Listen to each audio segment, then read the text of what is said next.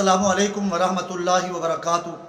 معزز ناظرین و سامعین، امید ہے آپ تمام احباب بخیر و عافیت ہوں گے۔ اللہ تعالیٰ آپ کو ہمیشہ خوش و خرم رکھے۔ سلطان محمود غزنوی ایک بہت بڑا اللہ کا ولی اور اپنے وقت کا بہت ہی نیک قسم کا بادشاہ گزرا ہے۔ اس کے بارے میں آتا ہے کہ ایک مرتبہ وہ اپنے شاہی تخت پر جلوہ افروز ہوا اور اس کے وزراء، امراء، مشیر، مصاحب اس کے ارد گرد جمع تھے۔ سلطان محمود غزنوی نے اپنے چوغے سے اپنے مخصوص سامان میں سے ایک سب سے نایاب، قیمتی اور اعلیٰ ترین موتی نکالا اور موتی نکال کر اپنے وزراء میں سے جو سب سے بڑا وزیر تھا اس کے سپرد کیا اور پوچھا کہ اے وزیر، مجھے یہ بتلائیے کہ یہ موتی آپ کی نظر میں کیسا ہے؟ اس وزیر نے کہا، بادشاہ سلامت، یہ تو ہزاروں من سونے کی قیمت سے بھی زیادہ قیمتی ہے۔ بادشاہ نے کہا، اچھا آپ ایسا کیجئے کہ اس موتی کو توڑ دیجئے۔ جب وزیر نے یہ سنا تو اس کی عقل دنگ رہ گئی۔ فرمایا کہ اے بادشاہ سلامت، یہ کیسے ہو سکتا ہے کہ میں اتنا قیمتی اور اعلیٰ ترین ہیرا، اعلیٰ ترین موتی توڑ دوں؟ یہ میری ہمت گوارا نہیں کرتی۔ بادشاہ نے فرمایا چلے ٹھیک ہے۔ اس کو اعزاز و اکرام سے نوازا گیا، اس سے نائب وزیر کے سپرد کیا گیا۔ فرمایا کہ آپ کے نزدیک یہ موتی کیا قیمت رکھتا ہے؟ اس نے بھی اپنے ذہن کے مطابق اس کی قدر و منزلت سے بادشاہ کو آگاہ کیا۔ بادشاہ نے کہا، ٹھیک ہے، آپ ایسا کیجئے کہ اس قیمتی پتھر کو، قیمتی موتی کو توڑ دیجئے۔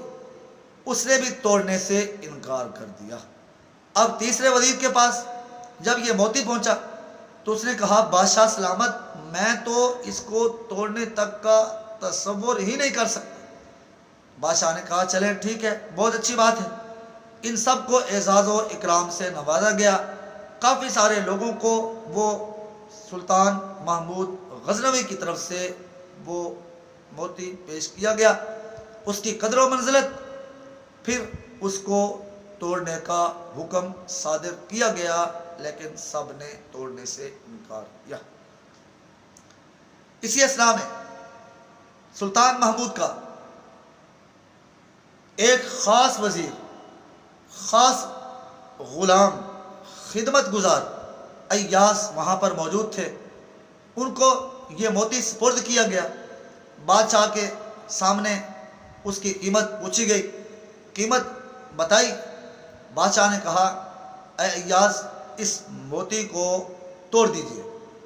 جو ہی بادشاہ نے اس کو توڑنے کا آرڈر جاری کیا، اس اللہ کے نیک بندے نے، ایاز نامی غلام نے، اینٹ پر اینٹ رکھ کر وہ پتھر دھڑلے سے جو ہے وہ فٹافٹ توڑ دیا۔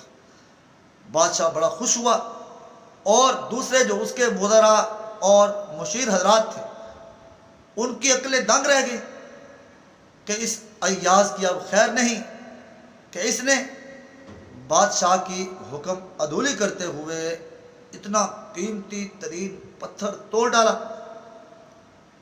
جب اس نے، ایاز نامی غلام نے، یہ پتھر توڑ ڈالا تو سلطان محمود غزنوی بہت خوش ہوا، اسے اپنا حکم پورا کرنے کی داد دی اور جلاد کو حکم دیا کہ تلوار لائی جائے اور یہ لوگ جنہوں نے پتھر توڑنے سے انکار کر دیا تھا ان کی گردنیں تن سے جدا کر دی جائیں، کیونکہ انہوں نے ایک حقیر اور ذلیل پتھر کے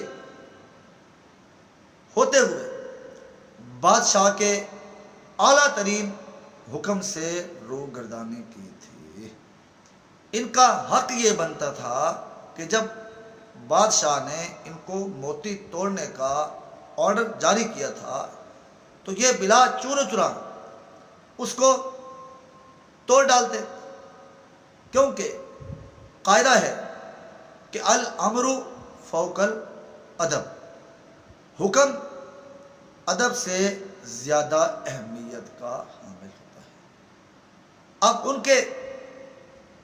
ان کو اپنی جان کے لالے پڑ گئے۔ سلطان محمود غزنوی نے جو ہی یہ حکم جاری کیا کہ ان کی گردنیں تن سے جدا کر دی جائیں، اس وقت سلطان محمود غزنوی کا یہ ادنا سا غلام آپ کی تعظیم بجا لاتے ہوئے عرض گزاری کرنے لگا کہ اے بادشاہ سلامت، آپ بڑے کریم ہیں، بڑے رحیم ہیں، بڑے مہربان ہیں،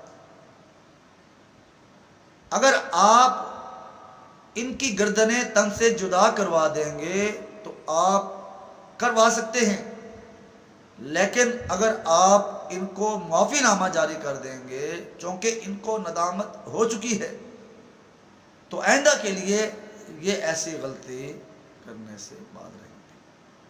تو محترم ناظرین و سامعین، یہ واقعہ سنانے کا مقصد صرف یہ ہے کہ اللہ تعالیٰ کے ہم پر بڑے بڑے احکامات لاگو ہوتے ہیں جن کو ہم پورا نہ کر کے اللہ تعالیٰ کی نافرمانی کے زمرے میں آتے ہیں۔ تو ہمیں کوشش کر کے اللہ تعالیٰ کی اطاعت اور فرما برداری میں اس واقعے سے سبق لے کر زندگی گزارنے کی کوشش کرنی چاہیے۔